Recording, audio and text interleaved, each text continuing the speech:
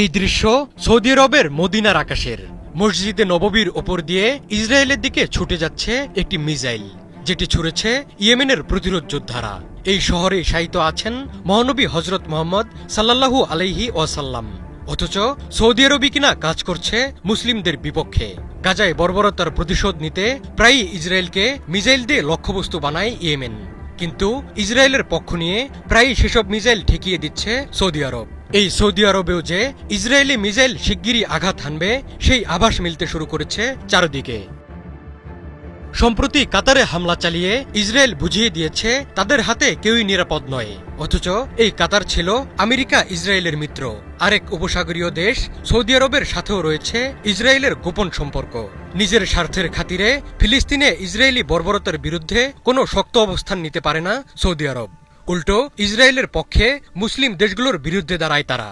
কাতারে হামলা চালাতে সৌদি আরবের উপর দিয়ে মিসাইল ছুড়েছে ইসরায়েল। এই মিসাইল না ঠেকালেও ঠিকই ইয়েমেনের মিসাইল প্রতিহত করে দেশটি। জেনেক্সে শিফট করো, লাইফকে লিফট করো। ইয়েমেন থেকে ইসরায়েলের দিকে ছোড়া মিসাইলগুলো সাধারণত সৌদি আরবের আকাশসীমা দিয়ে উড়ে যায়। ইয়েমেনের অবস্থান ইসরায়েলের দক্ষিণ পূর্বে এবং তাদের মাঝখানে রয়েছে সৌদি আরব। তাই হুথিরা যখন ইসরায়েলের দিকে মিসাইল বা ড্রোন ছোড়ে, তখন সেগুলোর গতিপথ স্বাভাবিকভাবেই সৌদি আরবের উপর দিয়ে হয়। অনেক সময় সৌদি আরবের প্রতিরক্ষা ব্যবস্থা এই মিসাইলগুলো নিজেদের আকাশসীমার মধ্যেই প্রতিহত করে। ইসরায়েলের কাতার হামলা প্রমাণ করেছে তাদের হাতে এমন প্রযুক্তি আর অস্ত্র রয়েছে যেগুলো দিয়ে তারা যেকোনো লক্ষ্যবস্তুতে আঘাত হানতে পারে। কাতার সহ মধ্যপ্রাচ্যের 5টি দেশ ইতিমধ্যে ইসরায়েলি হামলার শিকার হয়েছে।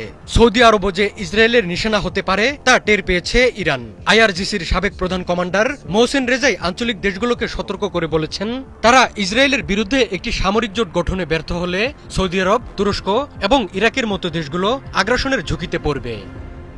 আজ কাতারের দোহায় বসছে জরুরি আরব ইসলামিক সম্মেলন।